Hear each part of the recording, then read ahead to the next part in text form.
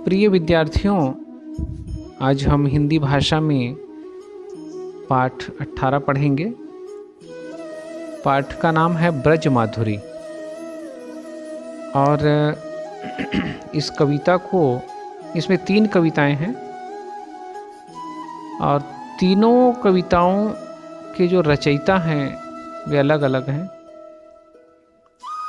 प्रथम जो कविता है, जो पद है, उसके रचयिता हैं कविवर पद्माकर जी। फिर हम दूसरा पद पढ़ेंगे, दूसरी कविता पढ़ेंगे, उसके रचयिता हैं श्री बेनी जी। और तीसरी कविता हम फिर पढ़ेंगे, उसको लिखने वाले हैं भारतेंदु हरिश्चंद्र जी।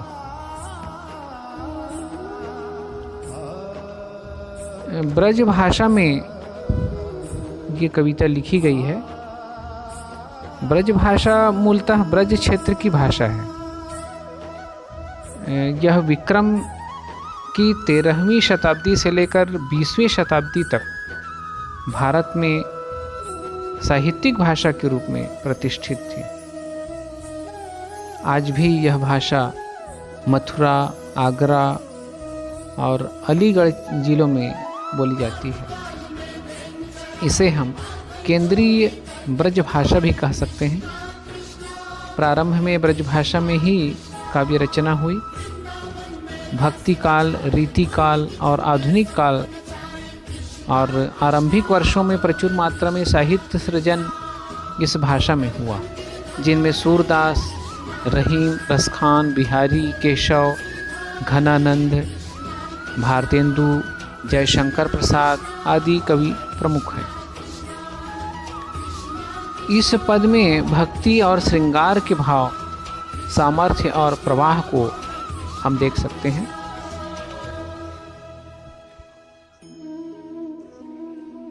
और प्रथम पद में बालक श्री कृष्ण के अपने बाल मित्रों के साथ दही चुराने की घटना का सुंदर चित्रण है। दूसरे पद में कमल कोश में बंद भौरे के माध्यम से जीवन की नश्वरता को बताया गया है। और तीसरे पद में विरहणी गोपी अपने प्रियतम कृष्ण से उसे कंठ से लगा लेने का अनुनय कर रही है, विनती कर रही है। तो आइए हम इस कविता को पढ़ते हैं, इस कविता को समझते हैं। आइए कविता को पढ़ते हैं। चितय चितय चारों ओर चौंकी चौंकी परे त्यों ही, जहाँ तहाँ जब तब खटकत पात हैं। भाजन सो चाहत गंवार ग्वालिनी के कछु, डरनी डराने से उठाने रोम गात है। कहे पद्माकर सुदेखी दशा मोहन की, शेष हूँ महेश हूँ सुरेश हूँ सिहात है। एक पाए भीत एक पाए मीत कांधे धरें, एक हाथ छींकाओ एक हाथ दधी खात है। कृष्ण जी अपने बाल सखाओं के साथ किसी ग्वालिन के घर दही चुराने जाते हैं, ऐसा वर्णन है। और वे बड़ी सतर्कता के साथ आगे बढ़ते हैं, किंतु जब भी कहीं कोई पत्ता भी खड़कता है तो चौंक कर चारों ओर देखने लगते हैं। और इसी बीच गांव की एक ग्वालिन उन्हें किसी चीज़ का भय बताकर डरा देती है। इससे उनका पूरा शरीर रोमांचित हो उठता है और वे भाग जाना चाहते हैं। कवि पद्माकर कहते हैं कि कृष्ण की यह दशा देखकर शेषनाग, शंकर और देवराज इंद्र को उनसे ईर्ष्या होने लगती है।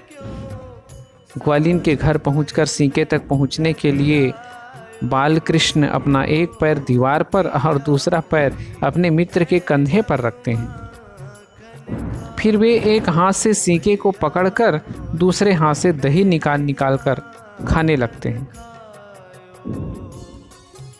पंकज कोश में भृंग फंस्यो, ये दूसरा पद है। पंकज कोश में भृंग फंस्यो, करतौ अपने मन यो मनसूबा, होई गोप्रात उएंगे दिवाकर, जाऊंगो धाम पराग लय खूबा। बेनी सो बीच ही और भई, नहीं काल को ध्यान न जान अजूबा, आए गयंद चबाए लियो, रही गो मन ही मन यो मनसूबा। इस पद्यांश में कवि ने कमल कोश में फंसे भंवरे के माध्यम से जीवन की जो नश्वरता है, क्षण भंगुरता है, उसको बताया है। सूर्यास्त होने पर, कमल दल के संकुचित हो जाने पर एक भंवरा उसके कोश में फंस गया। वह मन ही मन इस प्रकार सोचने लगा कि कल प्रातः जब सूर्योदय होगा और कमल फिर से विकसित हो जाएगा तो मैं बहुत सा पराग लेकर के अपने घर चला जाऊंगा, अर्थात उड़ जाऊंगा। बेनी कवि कहते हैं कि इसी बीच एक और ही घटना घट गई।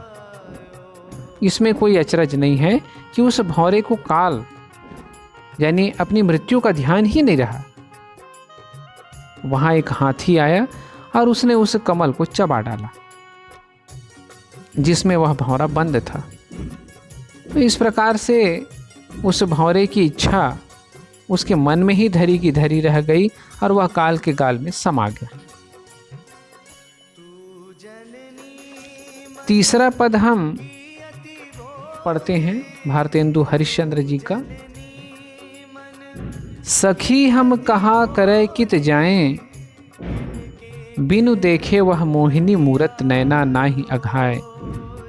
बैठत उठत शयन सोवत निस, चलत फिरत सब ठौर। नैनन ते वह रूप रसीलो, तरत न एक पल और। सुमिरन वही ध्यान उनको ही, मुख में उनको नाम।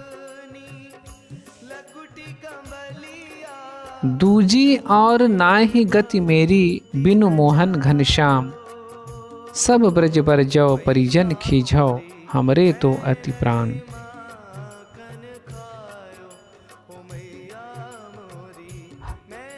हरिचंद हम मगन प्रेम रस, सूझत नाहि न आन। यहाँ पर कवि ने सखी के मन की दुविधा और कृष्ण के प्रति प्रेम भाव का वर्णन कर रहे हैं।